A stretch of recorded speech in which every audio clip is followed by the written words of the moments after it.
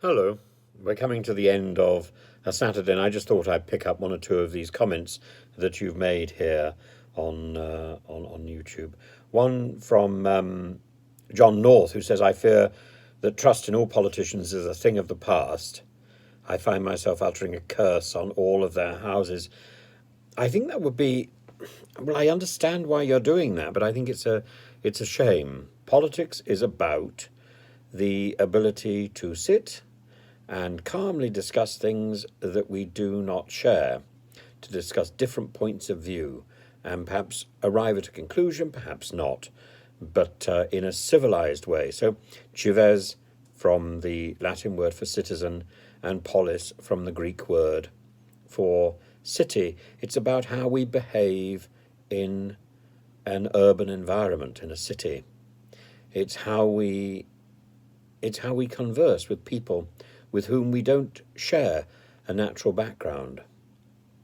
And I think the place to apologise for making a mess of our political life is not the jungle. That's the last place we should be going to apologise. We should be apologising in the city. We should be apologising in the House of Commons in Westminster. That is the place for it. I have great optimism that things will improve. Is that tautology? I think it probably is, actually. I think I have great optimism, and I think things will improve. But it may take a little bit of time. But still, we have to look positively. And I hope that both sides of the House will realise that there is serious need for improvement. Now, another very interesting comment is made by Nick Breen, and he says, Dresden was a legitimate target. 50,000 people were employed there to make war materials, despite what the German propaganda claimed. It was also a major logistical hub for materials going to the Eastern Front.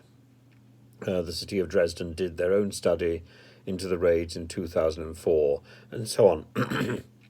A very important point. But the real issue about Dresden, and indeed Iraq, is that we in the West learn from our failures in war. We learn from past mistakes.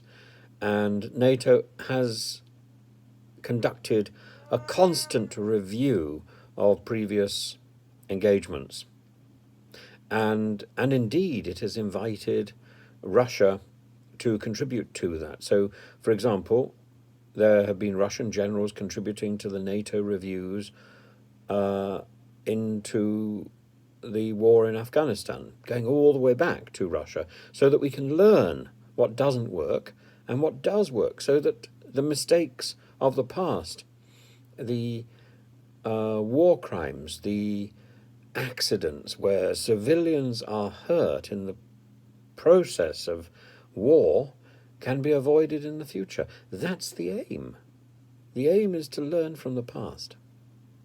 So, yes, I think there may have been some sort of legitimate military target in Dresden, but it nevertheless remains that we were responsible for destroying a great city and for destroying great architecture, and, of course, for killing many civilians in a firestorm.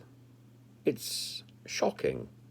Whatever the military gain, whatever the military target, the casualties, I don't think justify the slaughter and the attack.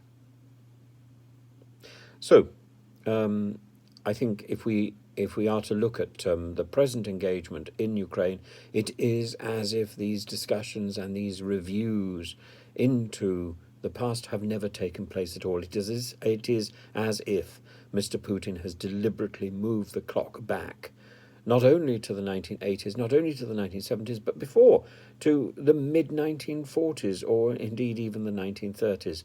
It is as if Putin has moved the clock back, and that we have learned nothing. That is the problem.